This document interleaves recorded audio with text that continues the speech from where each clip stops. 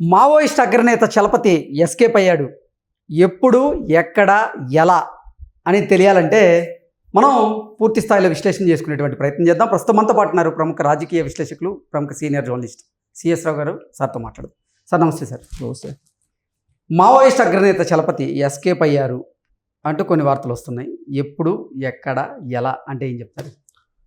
ఇప్పుడు తాజాగా మనం మావోయిస్ట్ చలపతి ఎన్కౌంటరు అనేది మనం వింటున్నాం గత 24 గంటల నుంచి కూడా. అవును. అయితే ఆయనకు పోలీసుల సహాయ సహకారాలు ఉండేవి, ఆయన ఎస్కేప్ అయినటువంటి సందర్భాలు ఉన్నాయి అనేటువంటి ఒక వర్షన్ కూడా ఇప్పుడు వినిపిస్తుంది. ఏంటి, ఎప్పుడు, ఎక్కడ ఎస్కేప్ అయ్యాడు, పోలీసులు ఎలాంటి సహాయ సహకారాలు అందించారు, అసలు ఆయన వెనక పొలిటీషియన్స్, ఇద్దరు సీఎంలు, మాజీ సీఎంలు ఉన్నారు. సీఎంలుగా అప్పుడు సీఎంలుగా ఉన్నప్పుడు, ఇప్పుడు మాజీ సీఎంలు వాళ్ళు. ఒక ఆయన దివంగతులు అయ్యారు, ఇంకొక ఆయన ఏమో ఉన్నారు మాజీగా. వాళ్ళ సహాయ సహకారాలతోటే చలపతి అలియాస్ రామచంద్రారెడ్డి గారి ప్రతాప్ రెడ్డి, ఆయన పూర్తి పేరు, చిత్తూరు జిల్లా వాసి. ఆయన రాజకీయాల్లో ఉన్నారు, పరోక్షంగా రాజకీయ నాయకులకు సహకారం అందించారు, నల్లమల్ల ఫారెస్ట్ని బేస్ చేసుకొని అనేది ఒక యాంగిల్ ఇప్పుడు బయటకు వస్తుంది. ఇంతకాలం పాటు ఆ యాంగిల్ బయట రాలేదు, కానీ అక్కడక్కడ బయటకు వచ్చింది. కానీ ఇప్పుడు చలపతి ఎన్కౌంటర్ అయ్యాడు అని చెప్పేసి ప్రచారం వస్తున్నటువంటి క్రమంలో ఆయన నేపథ్యాన్ని బయటికి తీసుకొస్తున్నారు కొంతమంది. వచ్చినటువంటి నేపథ్యం ప్రకారం కనుక మనం కొన్ని సంఘటనలు గుర్తు చేసుకుంటే, స్వర్ణజిత్ సేన్ అనేది ఒక డీజీపీ ఉండేవాళ్ళు ఎప్పుడు ఉమ్మడి ఆంధ్రప్రదేశ్ ఉన్నప్పుడు. అప్పుడు ఎన్కౌంటర్ జరగాలి. ఆ ఎన్కౌంటర్ జరిగినప్పుడు కొంతమంది మరణించారు. ఈయన్నికి సమాచారం ఇచ్చి ఈయన్ని తప్పించి పంపించిన తర్వాత ఎన్కౌంటర్ చేశారు అనేది ఒక న్యూస్ ఇప్పుడు వస్తుంది. లేదంటే చలపతి అప్పుడే ఎన్కౌంటర్ అయ్యిండే వాళ్ళు అని. అప్పుడు ఎవరున్నారు అధికారంలో అంటే కాంగ్రెస్ పార్టీ ఉంది. ఆ రోజు ఉన్నటువంటి ప్రభుత్వ పెద్ద ఆయనకి 2004 ఎన్నికలకు ముందు సహాయ సహకారాలు అందించారు కాబట్టి ఉడతా వ్యక్తిగా ఈ చలపతికి పోలీసుల ద్వారానే సమాచారం ఇచ్చి ఎస్కేప్ అయ్యేలా చేశారు అనేటువంటిది ఒక వర్షన్ ఇప్పుడు సోషల్ మీడియాలో చక్కలు కొడుతుంది. సో ఇలాంటిది ఎందుకు వస్తుంది అంటే, ఈయనేమో చిత్తూరు జిల్లా, సామాజిక వర్గం పరంగా కూడా అక్కడ రాజకీయ కాంగ్రెస్ పార్టీలో బలంగా ఉండేటువంటి సామాజిక వర్గానికి టైఅప్ అయి ఉన్నాడు ఈయన బేసికల్గా మావోయిస్టు భావజాలం, నక్సలిజం భావజాలం అప్పట్లో, ఇప్పుడు మావోయిస్టు. నక్సలిజం భావజాలం ఇవి ఉన్నప్పటికీ కూడా ఈయన రాజకీయ నాయకులతోటి అంటగాగేవాళ్ళు, రాజకీయ నాయకులకు సహాయ సహకారాలు అందించేవాళ్ళు అని చెప్తూ కొన్ని వర్షన్స్, కొన్ని న్యూస్ ఇప్పుడు సోషల్ మీడియాలో. తిరుపతిలో ఉండేటువంటి ప్రస్తుతం వైఎస్ఆర్ కాంగ్రెస్ పార్టీలో ఉండేటువంటి కొంతమంది నాయకులు ఆయనతోటి టచ్లో ఉండేవాళ్ళు. ఎన్నికల సమయం అప్పుడు ప్రత్యర్థుల్ని, ప్రత్యేకించి తెలుగుదేశం పార్టీ లీడర్స్ని టార్గెట్ చేస్తూ ఈ నక్సలైట్లు అప్పట్లో లేఖలు రాసేవాళ్ళు. రాజకీయంగా బలహీనపరచడానికి తెలుగుదేశం పార్టీని ఈయన కుట్రబండి చేశారు. కాంగ్రెస్ పార్టీ గెలవడానికి ఈయనే కారణం 2004లో అనేది ఇప్పుడు సోషల్ మీడియాలో వస్తున్న న్యూస్. తెలుగుదేశం పార్టీ వాళ్ళు కొంతమంది ఇప్పుడు స్ప్రెడ్ చేస్తున్నారు ఆ న్యూస్ని. అలిపిరి సంఘటనలో చంద్రబాబు నాయుడు గారి మీద క్లైమోర్ మైన్స్ పేల్చారు 2003లో. దాంట్లో సూత్రధారిగా ఉన్నాడు ఈయన చలపతి. సూత్రధారిగా ఉండటంతో పాటు చిత్తూరు జిల్లా, ఉమ్మడి జిల్లా చిత్తూరు జిల్లా అయింది. అక్కడ ఉన్నటువంటి నాయకులతో కూడా ఈయన టచ్లో ఉంటాడు. సో ఆ రోజు చంద్రబాబు నాయుడు గారిని టార్గెట్ చేసింది కూడా ఇతనేను అని చెప్పి ఒక వర్షన్ కూడా ఉంది. అయితే 2004 ఎన్నికలను మనం గుర్తు చేసుకుంటే కనుక, 2004 ఎన్నికల్లో యాంటీ నక్సలిజం అనేటువంటి మేనిఫెస్టోలో ఒక అంశాన్ని పెట్టాడు చంద్రబాబు నాయుడు గారు. అప్పుడు నక్సలైట్లు విపరీతంగా మీకు గ్రామాల్లో యథేచ్ఛగా తిరిగేవాళ్ళు. అప్పుడు ఇంత టెక్నాలజీ లేదు. పోలీసులు అనేక మంది చనిపోయారు. నక్సలైట్లు కాల్ చేస్తే అనేక మంది మందు పాత్రలు పెడితే ఆ మందు పాత్రలకు బలైనటువంటి వాళ్ళు చాలామంది ఉన్నారు పోలీసులు. నల్లమల్ల ఫారెస్ట్ బేస్ చేసుకొని నాటు తుపాకుల్ని తయారు చేసేవాళ్ళు. ఈ నాటు తుపాకులు తయారు చేయడానికి కావాల్సినటువంటి పరిజ్ఞానం కానీ కావాల్సినటువంటి వస్తువులను కానీ కడప జిల్లాకు సంబంధించినటువంటి ఒక కీలకమైనటువంటి లీడర్ కుటుంబీకులు సరఫరా చేసేవాళ్ళు అనేది ఉంది అప్పట్లో. అప్పట్లో తెలుగుదేశం పార్టీకి సంబంధించిన సర్పంచులు కానీ ఎంపీటీసీలు కానీ జడ్పీటీసీలు కానీ కొంతమందిని కాల్ చేశారు. ఆ కాల్ చేసినటువంటి వాళ్ళు నక్సలైట్లు అని చెప్పి అనుకున్నారు, కానీ నక్సలైట్లు కాదు. కొంతమంది ఫ్యాక్షనిస్టులు కడప జిల్లాకు సంబంధించినటువంటి ఒక అతను ఈ ఫ్యాక్షన్ గ్రూప్ను నడుపుతూ నక్సలైట్లకు సమాంతరంగా ఆ నక్సలైట్ తోటి టైఅప్ అయిపోయి ఒక గ్రూప్ను నడిపాడు. ఆ గ్రూప్ చేసినటువంటి పనులేని ఎన్కౌంటరు, కొన్ని ఎన్కౌంటర్లు మాత్రమే నక్సలైట్లు చేసినవి, మిగతావి మాత్రం ఫ్యాక్షనిస్టులు నక్సలైట్ రూపంలో చేసినటువంటి ఎన్కౌంటర్లు అనేది అప్పట్లో వచ్చినటువంటి న్యూస్. దాదాపు నల్లమల ఫారెస్ట్ ఆనుకొని ఉన్న 70 నియోజకవర్గాల్లో అసలు 2004 ఎన్నికల్లో తెలుగుదేశం పార్టీ అభ్యర్థులు ప్రచారానికి కూడా వెళ్ళాల, ఇల్లు దాటి బయటికి అడుగు పెట్టడానికి కూడా లేకుండా చేశారు నక్సలైట్లు. అలా చేసినటువంటి వాళ్ళల్లో ఈయన కీలకము, చలపతి అనేది తెలుగుదేశం పార్టీ వాళ్ళు చెప్తున్నారు. అంటే ఎవరితోటి అంటకాగారు అనేది నేను చెప్పవసరంలా ప్రత్యేకంగా. ఈ సోషల్ మీడియాలో వస్తున్న న్యూస్ ప్రకారం, సోషల్ మీడియాలో అయితే పేర్లు కూడా చెప్పేశారు, ఎవరితోటి అంటకాగారు, ఎవరెవరు ఎక్కడ తప్పించుకున్నారు అనేది. అసలు చలపతి అన్నను గంగిరెడ్డి అనే ఒక ఎర్రచందనం స్మగ్లర్ తోటి టచ్లో ఉండేవాళ్ళు అని చెప్తున్నారు. ఆ గంగిరెడ్డి ఎవరితోటి ఉండేవాళ్ళు అనేది అందరికీ తెలుసు. సో వాళ్ళకి సహాయ సహకారాలు అందించారు కాబట్టి రాజకీయంగా ఎన్కౌంటర్ ఎప్పుడో కావాల్సినటువంటి చలపతిని పొలిటికల్గా ఉండేటువంటి వాళ్ళే కాపాడుతూ వచ్చారు.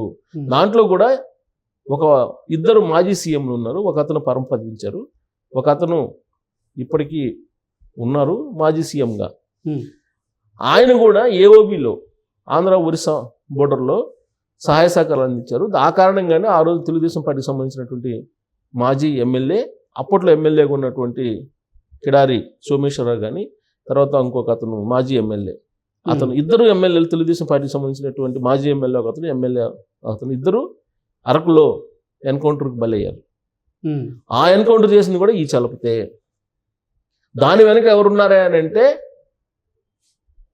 ఖచ్చితంగా గంగిరెడ్డికి సంబంధించినటువంటి లీడర్లు, గంగిరెడ్డితో ఉన్నటువంటి లీడర్లు ఉన్నారు. అందుకే ఆ ఎన్కౌంటర్ జరిగింది అని చెప్పి ఇప్పుడు సోషల్ మీడియాలో వస్తున్నటువంటి న్యూస్. అంటే అప్పట్లోనే ఏఓబిలో ఒక ఎన్కౌంటర్ జరిగింది. ఈ తెలుగుదేశం పార్టీ లీడర్లని ఇద్దరిని చంపిన తర్వాత అప్పుడు చలపతి ఎన్కౌంటర్లో చనిపోవాలి. అప్పుడు కూడా ఆ గంగిరెడ్డి తాలూకు ఉన్నటువంటి లీడర్లు ఇచ్చినటువంటి లీక్స్ కారణంగా కొంతమంది పోలీసులు కూడా కోర్టులుగా వ్యవహరించి ఇతను తప్పించారు, లేదంటే అప్పుడే ఎన్కౌంటర్ చనిపోవాల్సింది చలపతి అనేది ఇంకొక వర్షన్ కూడా ఇప్పుడు సోషల్ మీడియాలో వినిపిస్తుంది. ఓకే. సో ఇప్పుడు ఆయన 2-3 సార్లు ఎస్కేప్ కావడానికి కారణం ఏంటంటే ఇద్దరు మాజీ సీఎంలు ఇచ్చినటువంటి అండదండలు, అలాగే ఎర్ర చందనం స్మగ్లర్స్ ఎవరైతే ఉన్నారో వాళ్ళతో కలిసి ఈయన నడిపినటువంటి నెట్వర్క్. ఓకే. ఈయన అంచెలంచెలుగా ఎదగడానికి, మళ్ళా ఎదిగిన తర్వాత కొన్ని ఎన్కౌంటర్లో ఈయన తెర వెనుక కుట్రతోటి పోలీసులతోటి కలిశాడు అనేది కూడా ఈయన మీద అనుమానాలు ఉన్నాయి. ఇప్పుడు వస్తున్నటువంటి సోషల్ మీడియా న్యూస్ ప్రకారం అది బహుశా తెలుగుదేశం పార్టీ వాళ్ళు స్ప్రెడ్ చేస్తున్నారా, లేదంటే ఇతరులు స్ప్రెడ్ చేస్తున్నారా, లేదంటే చలపతి వాళ్ళు గిట్టినటువంటి వాళ్ళు స్ప్రెడ్ చేస్తున్నారా అనేది మనకు స్పష్టత లేదు. కానీ బట్ సోషల్ మీడియాలో వస్తున్న న్యూస్ ప్రకారం అయితే కొన్ని సందర్భాల్లో ఈయనే పోలీసులతోటి టైఅప్ అయ్యి కూడా ఎన్కౌంటర్ చేశారు, అందుకే ఈయన డీప్రమోట్ చేశాడని కూడా ఉంది. ఈయన ఒడిస్సా, ఛత్తీస్గఢ్లో ఉన్న ఒడిస్సా ఏరియాకి ఇప్పుడు ఆయన కార్యదర్శిగా ఉన్నారు. ఈయన వైఫ్ ఏఓబి కార్యదర్శిగా ఉన్నప్పుడు ఆవిడ ఎన్కౌంటర్కి గురయ్యారు. అయితే ఈయన పట్టించింది ఎవరు? ఇప్పుడు పట్టుకుంది ఎవరు? ఇప్పుడు ఎన్కౌంటర్ ఎలా చేశారు భారీగా అంటే డ్రోన్స్ పట్టించాయి.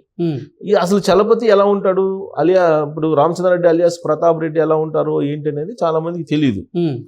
అయితే కొంతమందికి మాత్రమే తెలుసు. ఎవరికి తెలుసు అది ఏంటంటే చర్చలకు రావాలి నక్సలైట్లు అని చెప్పేసి పిలిచారు అప్పట్లో. పిలిచినప్పుడు నక్సలైట్లు అందరూ కూడా బయటకు వచ్చేసి చర్చలకు వచ్చారు. చర్చలకు నల్లమల ఫారెస్ట్ని వదిలిపెట్టి చర్చలకు వచ్చారు. చర్చలకు వచ్చిన తర్వాత నుంచి నక్సలైట్ల యొక్క, మావోయిస్టుల యొక్క ప్రభావం తగ్గుతూ వస్తుంది. ఎందుకంటే ఎన్కౌంటర్లు పెరిగిపోయాయి, వీళ్ళ కదలికలు తెలిసిపోయాయి, పోలీసులకు తెలిసిపోయే టెక్నాలజీ పెరిగింది. ఇప్పుడు మొత్తం నక్సలైట్లని కాల్చిపడేస్తున్నారు. ఈజీగా డ్రోన్స్ ప్రయోగిస్తున్నారు, ఎక్కడ వీళ్ళ కదలికలను తెలుసుకుంటున్నారు, కాల్చిపడే. ఎప్పుడైతే చర్చలకు వచ్చారో చర్చలకు వచ్చిన నాటి నుంచి అసలు నక్సలిజం అనేది బలహీనపడుతూ వచ్చింది. ఆ చర్చలకి సూత్రధారి ఎవరు, చర్చలకి కారణం ఎవరు అని అంటే ఈ చలపతే.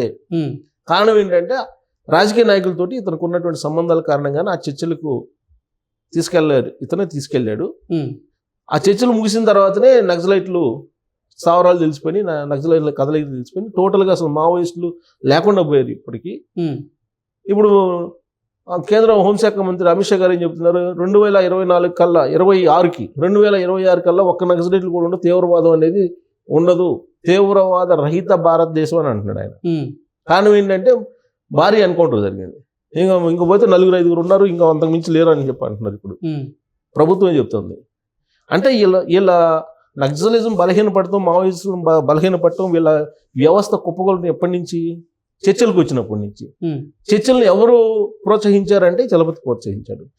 ఎందుకు ప్రోత్సహించాడు అని అంటే ఆ రోజు ఉన్నటువంటి లీడర్లతో ఇతనికి ఉన్నటువంటి సత్సంబంధాలు, రాజకీయపరమైన సత్సంబంధాలు.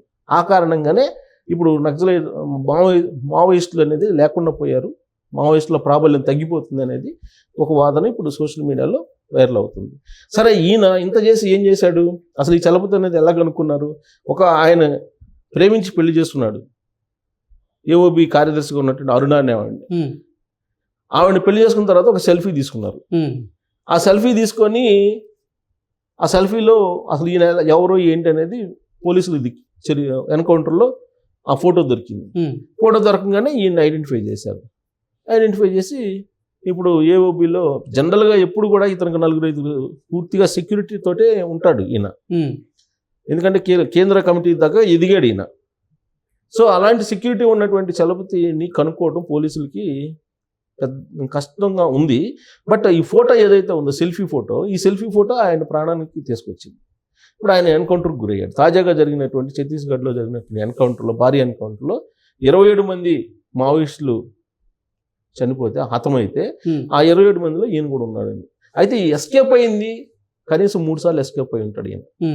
ఈ 3 సార్లు ఎవరు అంటే పొలిటికల్ లీడర్స్తో పాటు పోలీసులు కొంతమంది ఆయనకి లీక్స్ ఇచ్చినందువల్లే ఎస్కేప్ అయ్యాడు. లేదంటే ఎప్పుడో ఎన్కౌంటర్ జరగాల్సింది ఇప్పుడు జరిగింది అని చెప్పేసి సోషల్ మీడియాలో జరుగుతున్నటువంటి ప్రచారం. అయితే రాజకీయ నాయకులతోటి మొత్తం ఈయనకి పెను సంబంధాలు, బలమైన సంబంధాలు ఉన్న కారణంగానే ఇదంతా జరిగింది. ఉమ్మడి ఆంధ్రప్రదేశ్లో ఇతను తెర వెనుక తెలుగుదేశం పార్టీకి వ్యతిరేకమైనటువంటి ఒక వార్ నడిపాడు, నల్లమల కేంద్రంగా చేసుకొని అనేది సోషల్ మీడియాలో తెలుగుదేశం పార్టీ గ్రూపుల్లో తిరుగుతున్నటువంటి న్యూస్.